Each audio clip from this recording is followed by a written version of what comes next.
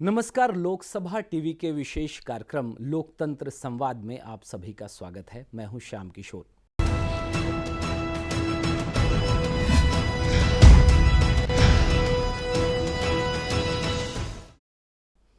चुनावों को लोकतंत्र का महापर्व कहते हैं और इन दिनों पूरा देश इस महापर्व की तैयारी में जुटा है। जब भी चुनाव की बात आती है तो राजनीतिक पार्टियां वोटरों को लुभाने में लग जाती हैं। वोटरों की बात करें तो देश का एक बड़ा तबका, जिसे हम दलित समाज कहते हैं, वो एक बड़ा वोट बैंक है और राजनीतिक पार्टियों की विशेष नज़र उस वोट बैंक पर रहती है। दलित समाज में ये ताकत है कि वो सरकारों को बनाए और गिराए। हर सीट पर उनकी उपस्थिति वोटों को प्रभावित भी करती है। लेकिन यह विचार का विषय है कि स्वतंत्रता के 7 दशक के बाद भी उनकी स्थिति आज कहाँ है। जब भी हम दलित विमर्श की बात कहते हैं तो क्या वह केवल राजनीति की परिधि के इर्द गिर्द आकर रुक जाता है या उसका सामाजिक और आर्थिक विमर्श भी है। और इन सभी बातों पर बात करने के लिए आज हमारे साथ उपस्थित हैं Dalit Indian chamber of commerce and industry के संस्थापक अध्यक्ष पद्मश्री मिलिंद कामले जी। मिलिंद जी, लोकतंत्र संवाद में आपका बहुत बहुत स्वागत है। धन्यवाद।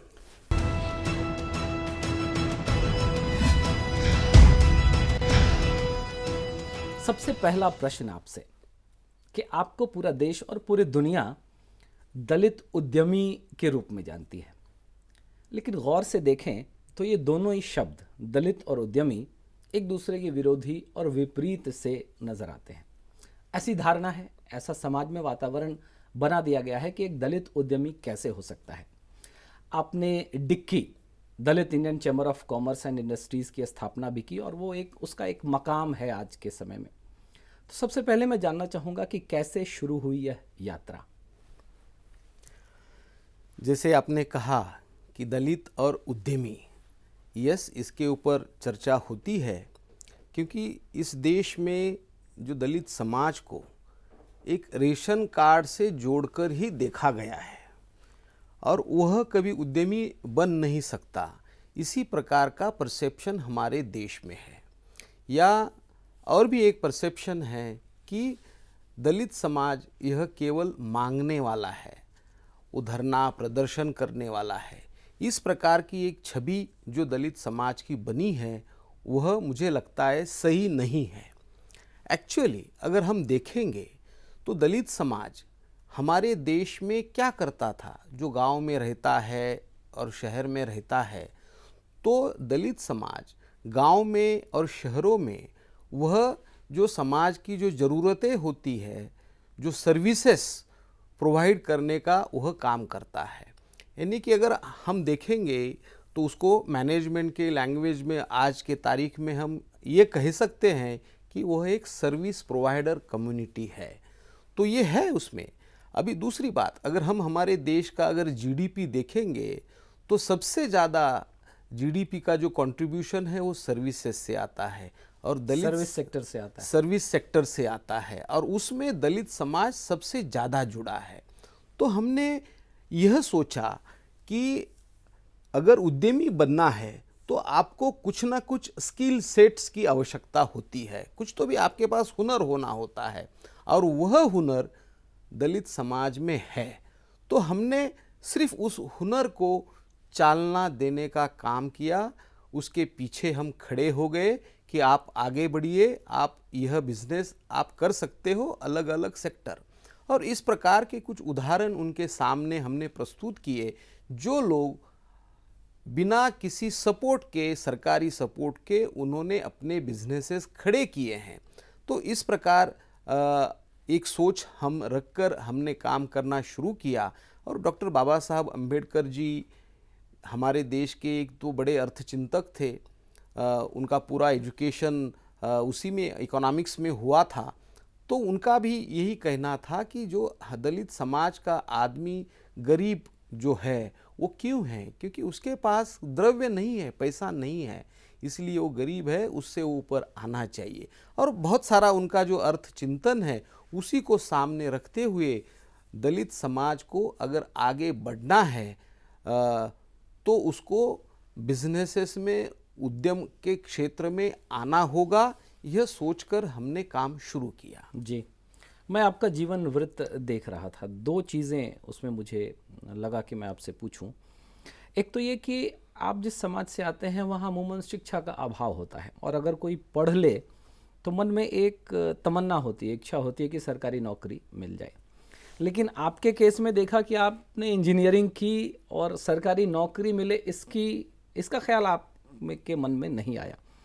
और दूसरी घटना वो एक है कि आप फॉर्च्यून पत्रिका, जिसमें देश के 100 बड़े उद्यमियों का उल्लेख आता है, तो आपके मन में आया कि इसमें कोई दलित उद्यमी क्यों नहीं। मैं इन दोनों के विषय में थोड़ा विस्तार से जानना चाहूँगा। तो देखिए, मैं तो महाराष्ट्र के लातूर से आता हूँ। लातूर वैसे बहुत ही बैकवर्ड डिस्ट्रिक्ट है।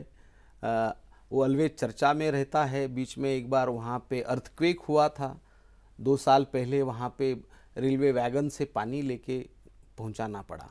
तो उस ज़िले से मैं आता हूँ। मेरे पिताजी एक स्कूल टीचर है, प्राइमरी स्कूल टीचर इन जिला परिषद।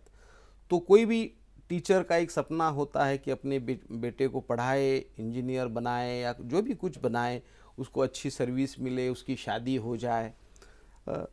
तो ये हर कोई पिताजी, कोई जो भी ये है, वो ऐसे ही सोचते हैं। तो मैंने भी जब मेरा इंजीनियरिंग पूरा हुआ और रिजर्वेशन के माध्यम से मुझे तब आसानी से पीडब्ल्यूडी या इरिगेशन में जूनियर इंजीनियर की नौकरी मिल जाती थी, मगर मैंने ये तय किया था कि मुझे सरकारी नौकरी में नहीं जाना है, मुझे उद्योग क्षेत्र में जाना है, अपना खुद का उद्यम खड़ा करना है। और इसलिए मैं वो सरकारी नौकरी आ रही थी, उसको मैंने छोड़ दिया और पुणे आ गया और पुणे में प्राइवेट सेक्टर में काम किया 5 साल एक्सपीरियंस के लिए, और फिर उसके बाद में मेरा एंटरप्राइज मैंने शुरू किया। अभी इसको 30 साल होने आ रहे हैं। जो आपका दूसरा जो सवाल है, जब मेरा बिज़नेस खड़ा हो गया और थोड़ा सा मैंने बाबा साहब के बारे में और डिटेल पढ़ना शुरू किया, तब जाके मेरे समाज में ये आया, मेरे मन में ये आया कि हमें समाज के प्रति कुछ करना चाहिए। दलित समाज के जो नेता है, जो भी हमारे जो लीडर्स हैं, वो तो हमेशा एक बात कहते हैं कि दलित समाज की सामाजिक, शैक्षणिक, आर्थिक उन्नति होनी चाहिए या इससे मुक्तता होनी चाहिए गुलामी से। तो मगर आर्थिक उन्नति कैसे होनी चाहिए, इसके बारे में ज़्यादा चिंतन नहीं हुआ। तो उसी को लेके, और बाबा साहब अम्बेडकर एक इकोनॉमिस्ट थे और उनका इकोनॉमिक एम्पावरमेंट करना समाज का एक सपना था। उसी को लेके हमने काम शुरू किया और चेंबर हमने बनाया। एक्चुअली मैं रेलवे में एज अ कॉन्ट्रैक्टर मैंने शुरू किया मेरा करियर। तो पुणे से ऑल द टाइम बॉम्बे आना पड़ता था। अभी तो एक्सप्रेसवे नहीं है, तो पुणे से बॉम्बे आने के लिए हमारे डेक्कन क्वीन यह मॉर्निंग ट्रेन वही सबसे अच्छी थी। तो उससे वीटी स्टेशन पे एक स्टॉल पे हमने वो फॉर्च्यून मैगज़ीन देखा, और उस मैगज़ीन में दुनिया के और इंडिया के सबसे जो रिच लोग हैं उनकी लिस्ट उसमें थी। तो मैं उस देश के 100 जो रिच पीपल है उसमें नाम ढूंढ रहा था कि इसमें कोई दलित समाज का भी आदमी है क्या।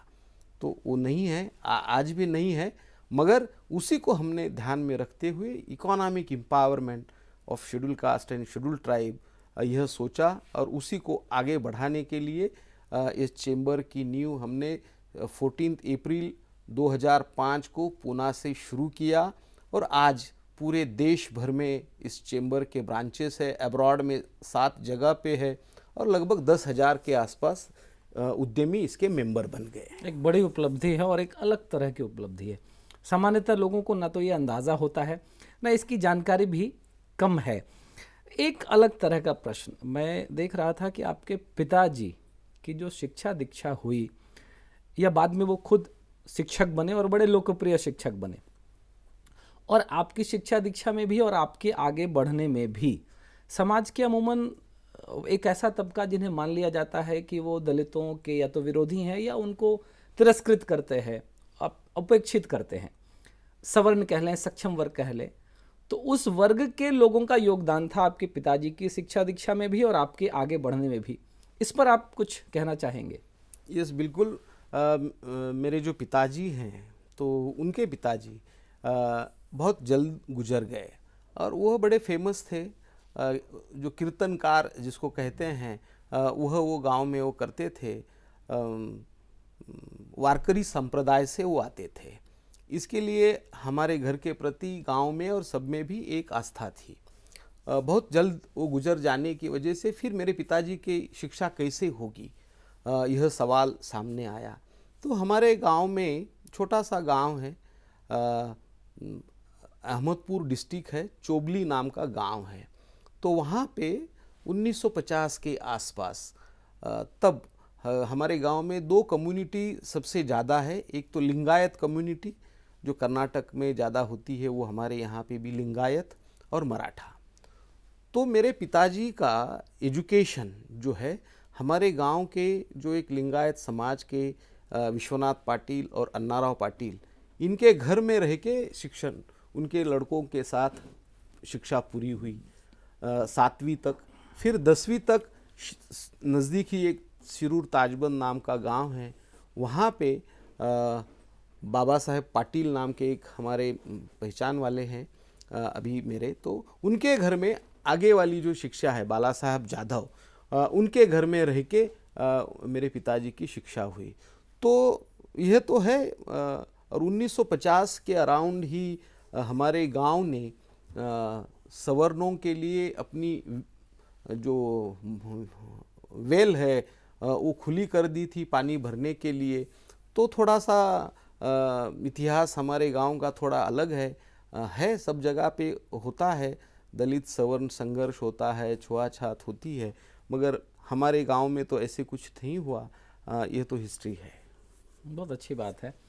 और ये एक ऐसा पक्ष है जो लोगों के लिए एक नई धारणा विकसित करने में उनको सहायता करेगा। मिलिंद जी, राजनीति एक बड़ा विषय है। इन दिनों चुनावों की तैयारी चल रही है, चुनाव सिर पर है। राजनीति की बात करें तो दलित समाज को कहीं ना कहीं एक वोट बैंक मान लिया जाता है, और वोट मिल जाए तो फिर यह भी समझा जाता है कि इस समाज के हिस्से को थोड़ी छूट देकर, थोड़ी रियायत देकर, कुछ आरक्षण देकर और कुछ सुविधाएं देकर इतना भर ही उनके लिए काफ़ी है। क्या आपको लगता है इस तरह की राजनीति ने नुकसान किया है? इस राजनीति ने बहुत बड़ा नुकसान किया है। देखिए, जैसे आपने भी पहले भी कहा कि और अभी तो हमारे देश में डेमोक्रेसी का उत्सव चल रहा है और हर 5 साल में होता है और हर स्टेट में होते रहता है, ये तो अपरिहार्य है।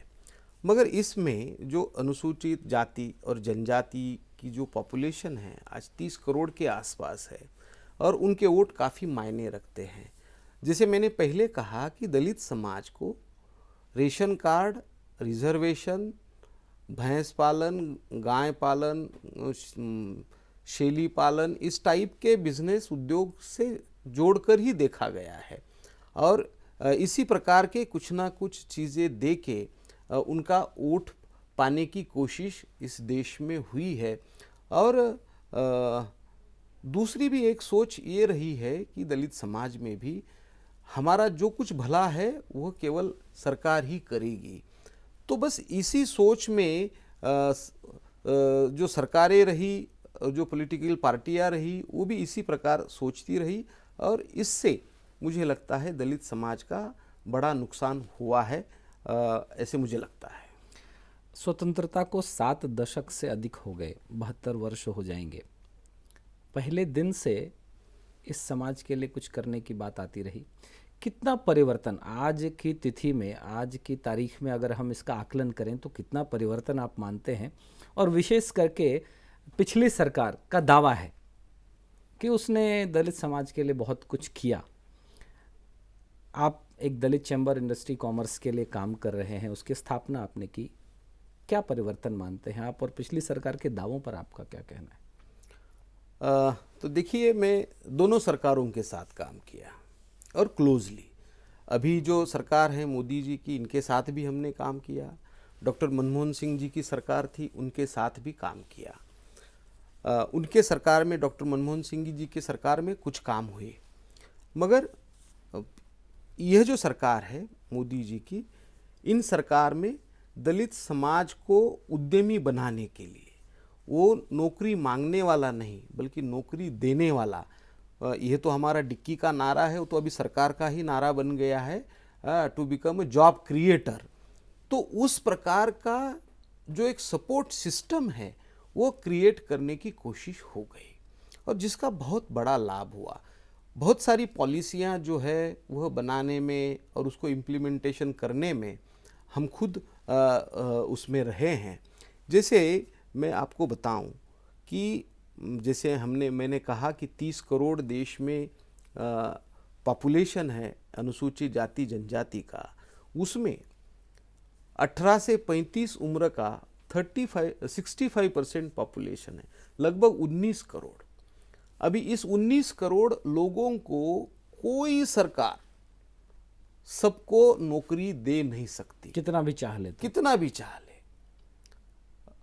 मगर क्या कर सकती है, तो उनको अपना एक सस्टेनेबल लाइवलीहुड मिले उसके लिए कुछ नीतियां बना सकती है, एक ऐसा वातावरण तैयार कर सकती, ऐसा एक वातावरण तैयार कर सकती है। तो उसी में जो सबसे बड़ी शुरुआत जो है वो जनधन से हुई है, जिसमें सबसे ज़्यादा अनुसूचित जाति जनजाति के जो लोग हैं वह बैंक के फॉर्मल दायरे में नहीं थे। ऐसे लगभग 34 करोड़ लोगों के अकाउंट ओपन हो गए, उसमें बहुत सारे सबसे ज़्यादा अनुसूचित जाति जनजाति के लोग हैं। क्या इसका बहुत बड़ा फायदा मिल रहा है? यस, देखिए ये सब बैंकिंग के फॉर्मल सिस्टम में आ गए। फिर उसके बाद में आपको मैं बताता हूँ, जो एक मुद्रा नाम की स्कीम बनाई गई, जो पहली बार कोलैटरल फ्री लोन उस मुद्रा के माध्यम से मिला। 16 करोड़ लोगों को उसमें लोन मिला, उसमें 23% यह अनुसूचित जाति जनजाति के बेनिफिशियरी है। कुछ उसमें आप आंकड़े बता सकते हैं कि जो मुद्रा के तहत लोन लिए उनमें से कितना सक्सेसफुल रहे, कितने लोगों ने ठीक ठीक इस पर काम किया? देखिए, मैं अहमदाबाद में एक इंस्टीट्यूट है, entrepreneurship development institute of India, EDI कहते हैं उसको, भारतीय उद्यमिता विकास संस्थान, उसका मैं अभी ऑफिशिएटिंग प्रेसिडेंट हूँ, गवर्निंग बोर्ड में हूँ। तो हमारे संस्था ने एक 3 ब्लॉक का उसका रिसर्च किया है, और उस 3 ब्लॉक में जो रिसर्च से पाया गया है कि एक तो 90% रीपेमेंट हुआ है, उसका लोगों ने जो लाभ लिया, और उनके जो बिजनेसेस है, देखिए मुद्रा के माध्यम से उनको जो लोन मिला है बहुत बड़ा नहीं है, 40,000, 50,000, 30,000, 25,000, मगर ये जो एक नैनो एंटरप्रेन्योर्स है, जो छोटे छोटे उद्यमी हैं जिसको हम कहते हैं, उनके जीवन में बड़ा बदलाव आया है। जो आदमी मार्केट से, अभी एक वेजिटेबल वेंडर है, सब्जी वाला या फ्रूट वेंडर है, ये जो वेजिटेबल वेंडर है यह मार्केट से बहुत मोटे रकम देकर लोन लेता था, यानी कि देखिए उसको 5,000 रुपये चाहिए तो पर 100 रुपीज़ उसका रेट ऑफ इंटरेस्ट रहता था, तो वो लेके वो मंडी में जाता था, सब्जी लाके बेच के उसके बाकी पैसे चुकाता था। ये 200-300% के आसपास वो छोटे उद्यमी को ब्याज देना पड़ता था, मगर जो अकाउंट ओपन हो गया और उसको मुद्रा के माध्यम से लोन मिला, इससे राहत मिल गई। तो चुनाव के इस महासमर में, चुनाव के इस दौर में दलित समाज का आर्थिक सशक्तिकरण कैसे हो, हमारी यह चर्चा जारी रहेगी। हम लेते हैं एक छोटा सा ब्रेक, आप बने रहिए लोकसभा टीवी के साथ। लोकतंत्र संवाद में एक बार फिर से आपका स्वागत है। हम लोग बात कर रहे हैं दलित समाज की, दलित समाज में उद्यमिता की, उनके आर्थिक सशक्तिकरण की, और बातचीत के लिए हमारे साथ हैं Dalit Indian chamber of commerce and industries के संस्थापक अध्यक्ष पद्मश्री मिलिंद कामले जी। मिलिंद जी, ब्रेक से पहले आपने किस तरह से आर्थिक सशक्तिकरण बहुत आवश्यक है दलित समाज का, केवल राजनीतिक रूप से उन्हें वोट बैंक बना लिया जाए तो इससे संभव नहीं होगा, और आपका कहना है कि उस समाज के अंदर एक आकांक्षा जागे और वो आगे बढ़ने के लिए प्रेरित हो, जैसा कि आपने अपने इस संस्था के माध्यम से कर दिखाया है। मैं कुछ केस स्टडी की बात आपसे जानना चाहूँगा। कुछ ऐसे उद्यमी दलित समाज के जिन्होंने काम शुरू किया और आज एक मकाम उन्होंने हासिल किया, किन किन जगहों पर ऐसा हुआ, कुछ केस स्टडी अगर आप बताएं। तो देखिए, हमने अभी मिनिस्ट्री ऑफ पेट्रोलियम के साथ हमने काम किया और कर रहे हैं। तो मिनिस्ट्री ऑफ पेट्रोलियम का 3 ऑयल मार्केटिंग कंपनीज है, HPCL, IOCL और BPCL, और उनका बहुत बड़ा ट्रांसपोर्ट एंड लॉजिस्टिक का बिजनेस है। देखिए, उज्ज्वला के माध्यम से ऑयल गैस की ईयर ऑन ईयर 15 से 20% डिमांड बढ़ी है। तो उसके लिए उनको जो ट्रांसपोर्टेशन है, बल्क LPG ट्रांसपोर्टेशन, उसकी भी डिमांड बढ़ी है। अभी तीनों कंपनियों ने एक टेंडर निकाला था, मगर उस टेंडर में SC ST के लिए 22.5% आरक्षण तो है, मगर इतने हर्डल्स और बैरियर बना के रखे थे। तो हमने माननीय मंत्री जी से मिलकर वो टेंडर के हर्डल्स हमने सबसे पहले हटा दिए और उनको कहा कि प्रधानमंत्री जी की जो स्टैंड अप इंडिया योजना है उसको लिंक करें। वो भी हमने किया। तो सबसे पहले हमने टेंडर इंटरवेंशन किया। फिर to reach out to the people, तो हमने बहुत सारा एक्सरसाइज पूरे देश में किया और लगभग 1500 लोगों को हैंड होल्ड करके टेंडर में पार्टिसिपेट किया और लगभग अभी 2000 के आसपास टैंकर ट्रक ये लोगों के आ जाएंगे। इसके लिए बैंकों ने भी बहुत ही अच्छा हमें सपोर्ट किया। इंडियन बैंक, उन्होंने स्पेशल ईंधन वहाना नाम से स्कीम बनाई।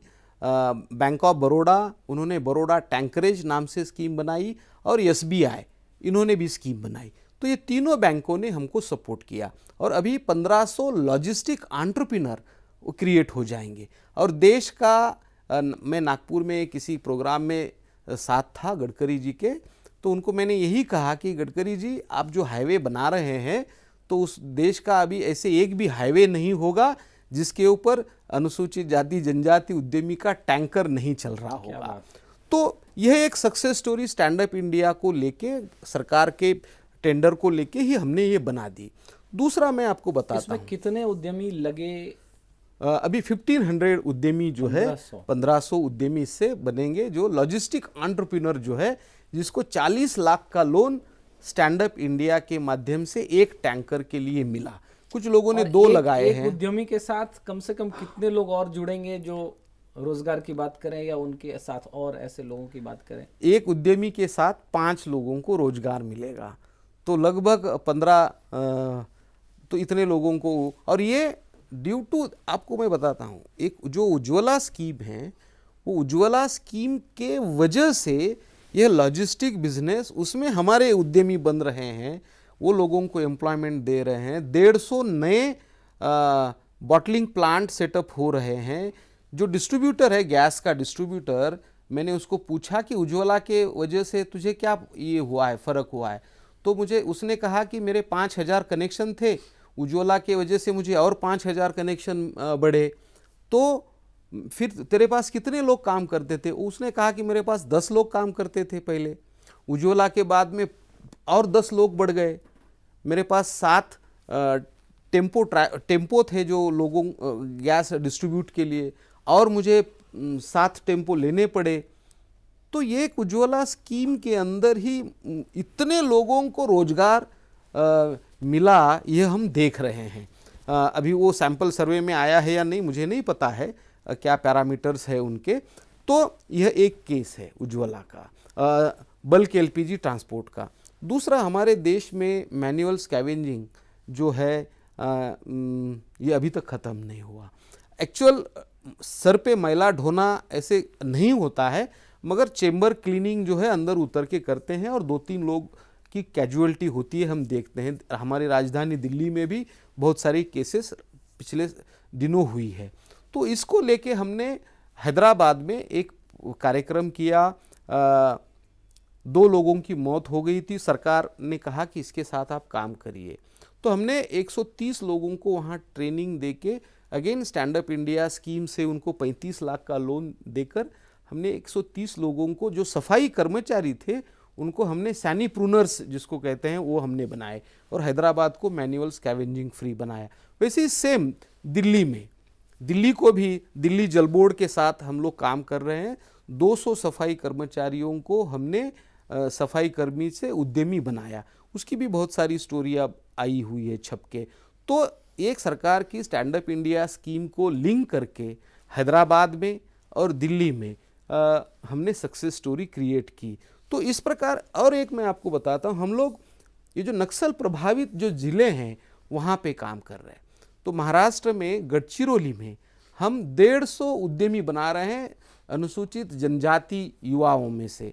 अभी 50 लोगों को जो डंपर्स होते हैं to carry iron ore Surjagarh mines में वो लग रहे थे, तो वो लॉयड्स की माइन है, उन्होंने भी सपोर्ट किया, कलेक्टर उन्होंने सपोर्ट किया, और केवल 50,000 उनका कंट्रीब्यूशन से 35 लाख का उनको जो हाईवा डंपर्स कहते हैं वो देने का काम हमारे महाराष्ट्र के सीएम और नितिन गडकरी जी के हाथों गढ़चिरौली में हुआ। तो लगभग हम लोग गढ़चिरौली, जैसे अभी दंतेवाड़ा, सुकमा, वहाँ फूड प्रोसेसिंग में हम उद्यमी बना रहे हैं, सरायकेला, चैबासा झारखंड में वहाँ पे हमने ट्रांसपोर्ट लॉजिस्टिक एंटरप्रेन्योर बना रहे हैं। तो हमारा ये कहना है कि आज के तारीख में अनुसूचित जाति जनजाति युवाओं को उद्यमी बनने के लिए इतना बड़ा सपोर्ट सिस्टम बन गया है, और डिक्की इन वर्गों को उद्यमी बनाकर जो नक्सलवाद है उसके ऊपर हम लोग सर्जिकल स्ट्राइक कर रहे हैं। बहुत बढ़िया मिलिंद जी, हमें इस चर्चा को यहीं विराम देना होगा। तो आज लोकतंत्र संवाद में हम बात कर रहे थे Dalit Indian chamber of commerce and industries के संस्थापक अध्यक्ष पद्मश्री मिलिंद कांबले जी से। और भारत की राजनीति का जो स्वरूप हो गया है उसमें यह आश्चर्य की बात नहीं कि किसी को इस बात का भी दुख हो कि गरीब क्यों गरीबी रेखा से बाहर आ रहे हैं। और यह भी एक अलग दृश्य है जिसमें दलित उद्यमी भी हैं और वो नौकरी देने वाले बन रहे हैं, और उनमें एक बड़ी संख्या है जिन्होंने देश की जीडीपी में एक बड़ा योगदान दिया है। सरकार की नीतियां बहुत हद तक उनमें सहायक हो रही हैं, लेकिन उससे कहीं अधिक उनके अंदर की आकांक्षा और एक ऐसा वातावरण जो इस संस्था के माध्यम से और अलग अलग और लोगों के माध्यम से उनके अंदर एक उत्कंठा, समाज को अपना योगदान देने की एक चाहत और एक परिस्थिति जो बन रही है, यह बड़े अचरज की बात है और बड़े सुखद अचरज की बात है। एक और बात जो हमने चर्चा में देखी कि जब तक दलित समाज का आर्थिक सशक्तिकरण नहीं होगा उनका तब तक भला नहीं होगा। तो इस चर्चा को हम यहीं विराम देते हैं। मिलिंद जी, इस चर्चा में हिस्सा लेने के लिए आपका बहुत बहुत धन्यवाद। Thank you. और यह कार्यक्रम देखने के लिए हमारे सभी दर्शकों का भी बहुत बहुत धन्यवाद। आप बने रहिए लोकसभा टीवी के साथ।